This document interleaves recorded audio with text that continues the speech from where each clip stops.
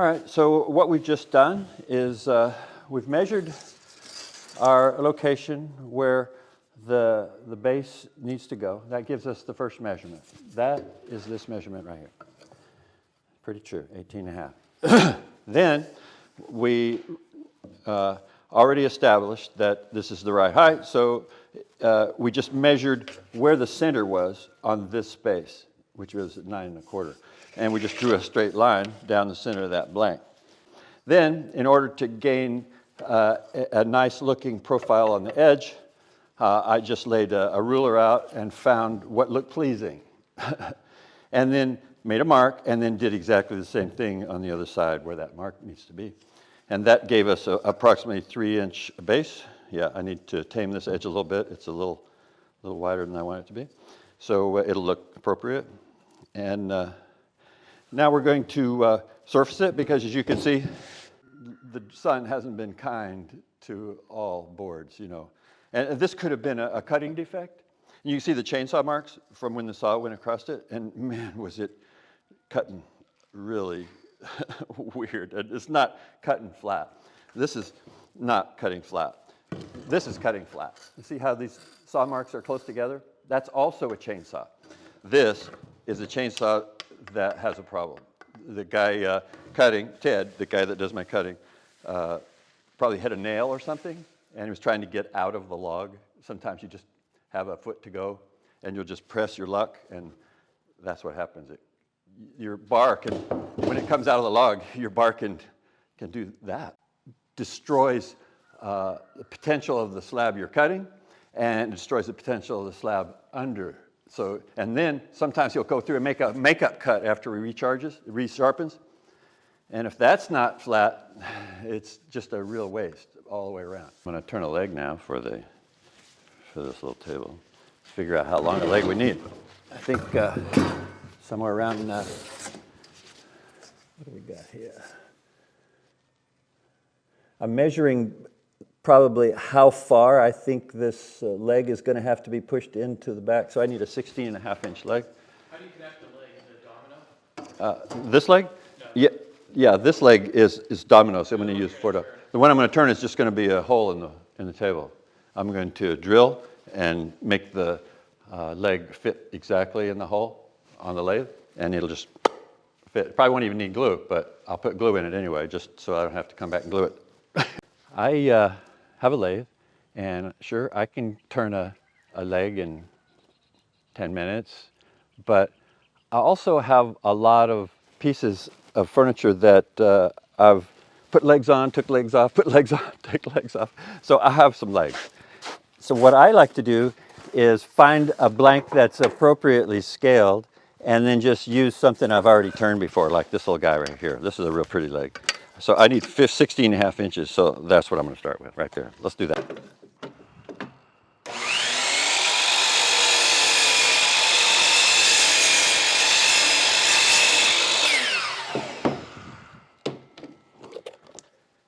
That saw is so dangerous, especially cutting round things, because it'll grab it and it'll just spin it right out of your hand. And so important to keep things really right up next to that back wall when you're using this tool. And make sure you take tiny little bits off of anything that might spin and keep a good grip on it. You might even just put a really good clamp just like right there and get your hands clear, because this thing can really take off on you. So having said that, let's go to the lathe, another dangerous tool. But a lot of people use a tool to make the center. What I do is I stick a finger next to here and I extend the ink pen till I think is the center, and then I draw a scratch or a line, and then I rotate 90 degrees and do it again. And so this gives you the same mark everywhere you go. You can't hardly see it on that. Maybe you can see it here better. Okay. I'm estimating the center, and I'm just turning, and I have that little second from the end finger at the same distance. And so I have to be in that box in the center for my lathe. It doesn't matter where I put the pen, as long as I keep it the same each time, 4 different ones, I just find the center of that tiny little box. loosen the back end. I like to turn the part that connects to the table on this end, and I like just to have a habit of having the tapered end on this end, so that's why I have arranged it like that. It's just a particular preference on my part. And so I just kind of slam this anywhere on the back side of this until I get this up, and then I draw it back, and then I position it with 2 fingers to get it right in the center. And give it a little spin, make sure you're close. Lock in your piece so it won't unwind, and then you can roll it up.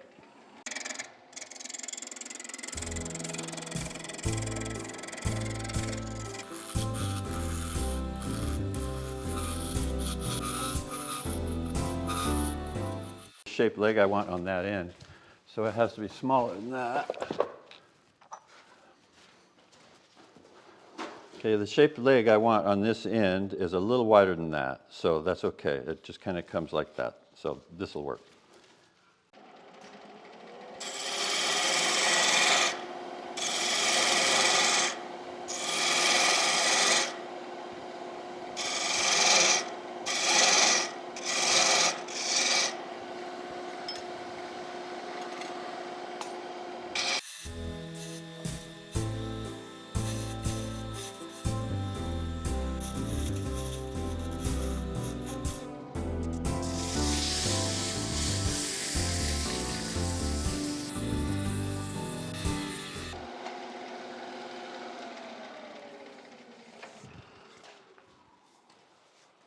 And that will go right there.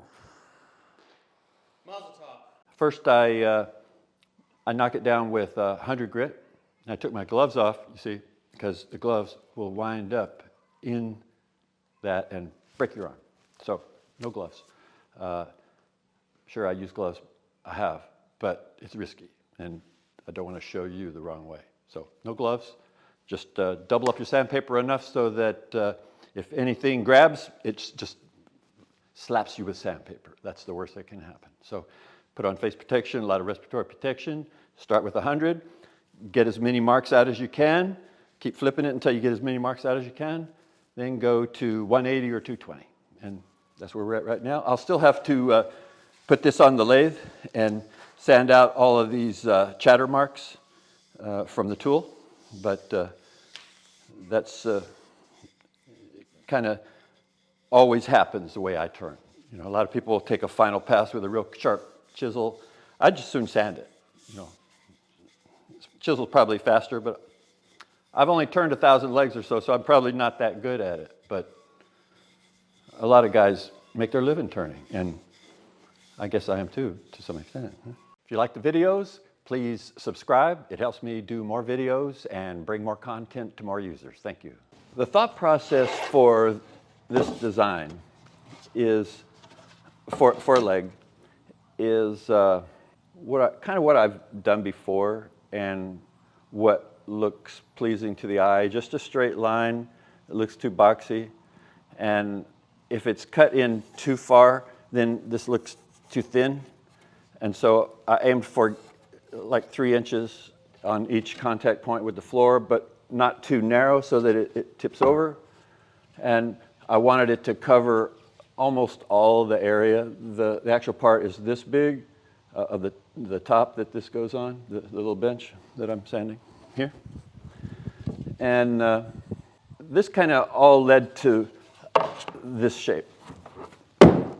And why do I use 4 butterflies? Like 3 connectors just don't seem enough, and 4 seem just about right. So these are really big 1/2-inch dominoes, and they are kind of almost indestructible. They're birch, and the grain runs this way. And I've tried to take stuff apart that I put together with the rubber mallet, and I have beat on them 10 ways from Sunday sometimes, and they just won't come out. I've had to drill some of them out, even without glue. You know, you kind of pound them in order to get a good tight fit, and then, man, sometimes you just can't get them back out. How do you determine the thickness of that? Well, this thickness here is the same as this thickness, and so that kind of was a easy one for me. Actually, no, it's the same as that thickness. This is a different piece. Yeah. So I surfaced this one and that one at the same time. They came out the same thickness that way. Well, I don't want it to be thin. Have a big, thick table with a little thin leg doesn't look good. And to have a big, thick table with a really thick leg can look good if it's done right, but that's not what I was after. I was after kind of homogeny, you know, something all kind of the same, continuity through the piece. And I like using just a single leg at the other end. The leg I turn has kind of morphed from my original legs that I turned. In fact, I have a lot of legs left over because I made like 20 coffee tables and they sat for a year. And I learned how to turn a leg better after that. And I went and cut all those legs off of those coffee tables, so I have them in the back as spares. And I didn't like the shape, so I just returned them. And this time I put in an angle to the leg, because they were just kind of straight up and down like a sweet potato. That was terrible. You know, you live and learn as you work through this stuff. Experiment with different leg shapes and see how you feel, and different angles, and mix your media. And oh, a thing, when you're doing butterflies, guys, if you're going to put in a ton of butterflies, don't make them another color. Use the same color wood. Saw a guy do that on Reddit the other day. Put white butterflies in a black walnut top, and he had them just everywhere. It looked, man. I really salute the guy for his effort, but not my choice. So go easy on the color contrast on the butterflies unless you really want to draw attention to them. I prefer to just use the same wood. This is that big bench that I put together. Got it surfaced, and I got all the defects filled with coffee and resin. And now I'm going to run it on the stroke sander. We'll hit it with the 50 grit first, and then the 80, and then the 220. Then I'll put it on the work stand over there in the vise, and I'll go through this edge.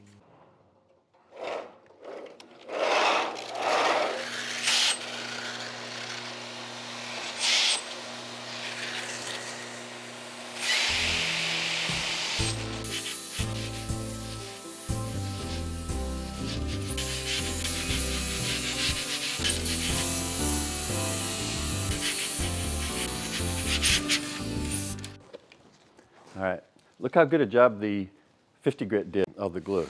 It just really knocked it flat. Took all the surfacing marks out. I'll do some more fill work in here, but it really does a nice job on the 50. So now I'll flip it over, do 50 on the other side.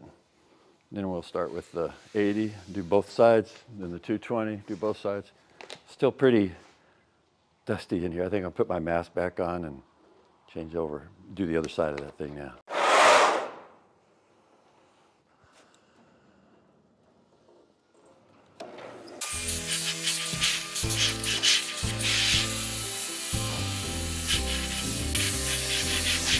Now the 50 grit is done. Whoa, that's a dusty mess. Fills the shop with dust. Yeah, there's got to be a better way to control the dust on this thing. Is it a dust hookup? Yeah, it's on the wrong end. And I could turn it. It reverses. I could turn it. It could dust the other way, but it still blows dust out of this end. There's really no good solution for this machine other than maybe set it outside under a canopy. Yeah, I'm about ready to do that. I got to build something outside for it first. Yeah, I already have one sander outside, and I think it might be time to put the other one outside. This will do okay sitting out in the weather? Yeah, as long as it's got a canopy over the top of it, it should be fine. Anyway, I'm going to switch to the 80 grit. You can see how fast it takes to switch to that belt. It's really fast on this machine.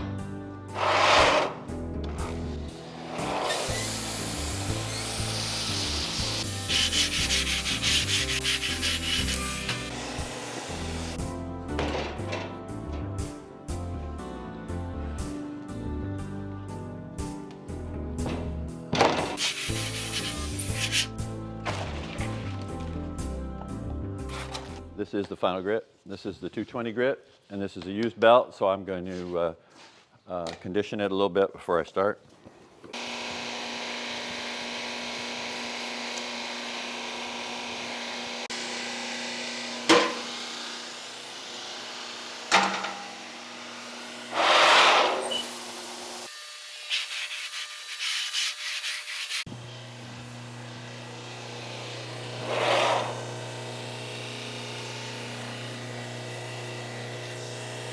So where I was pointing at on the stroke sander a minute ago was there was some surfacing marks from the surfacing machine that the first two grits didn't get out. So I used the 220 with a back pressure pad. It's part of a canvas that's been filled with graphite. And that is the pressure plate that I used to finish that little last bit off. I still have a lot of sanding to do. So next I'm going to do the edge with the 1 1/8" small mini sander. That will take kind of the dirt off of it. And then I'm going to clean up with the Rotex. It's probably best to use like 180 to clean up that edge and then follow with 220. All right, that's a domino. It's comes in lots of different sizes. Man, they must have 20 different sizes of these things. And it also, there's a lot of different sizes of these bits here, these cutters. And if you ever hit a screw or a piece of metal, man, you can kiss that sucker goodbye. I didn't hit anything, and it just has a lifespan just kind of not that long. So be careful with that tip. But this is the way to go if you want a mortise and tenon. Look at the thickness there. Those are massive. I'm not sure what millimeter these are. I can't really read it on here, but they're all written on here. I'm sure it's on the box, and somebody will ask me, I'm sure. But once you get these guys installed in here and glued in, there's no way that thing's going to break off of there unless you just run a truck over it. It's pretty bulletproof at that point. Of course, you could double them up. You could put 2 here, 2 here, 2 here, 2 here. You could do however many you want. These aren't cheap, so there's a cost factor in those. And I build it enough to withstand normal use, and that's all I'm trying to do is normal use. If it breaks, it's not that difficult to just do it again. You know, all of my furniture is still out there in the field, and I don't think I've had anything break. You know, I build it overkill, so that's kind of a good rule to go by. The big domino machine, it has adjustments so that you can get your 90 degrees right there. You can look through this little window right there, and see your mark. And you kind of have to push it from the bottom of the machine, because if you try to push it from the top, it kind of binds. So I have noticed you kind of have to push it from the bottom. And this is how deep it's going to go. So those dominoes that I'm using must be 80 millimeter, because there's 40 right there, and that's what it's set at. And so that way you get half the domino in one piece and half the domino in the other. And this is really a handy little device. How you set how far you want the domino to be off of this plate. This just happens to be set for this one, so I get it lined up in the center of this board. But you could easily line it up on the edge of the board just by setting this adjustment here with this other screw. So I think you saw me turn this leg the other day. This is where it hooks into the drive unit on the lathe. And I cut that one off because the leg was a little too long. It fit the first time. That's pretty unusual. Maybe I'm getting better, or that was luck. Who knows? So I like to keep the legs inside the piece that they're mated with at least an inch in. And when you pound it in, if the leg gets nice and shiny like that, you know you've got a really great fit. I might sand that a little bit just to give some room for some adhesive, unless I'm just making it a pressure fit and then no adhesive. Because sometimes I'll build something, it'll fit so good, I'll just leave it. I won't even put glue in it. It'd just be tap, tap, and it's together, and that's it. And I suppose that's all good until it gets taken somewhere where it swells or shrinks. And yeah, maybe I should put glue in it. Anyway, I love woodworking, and I hope you do too. Just play safe.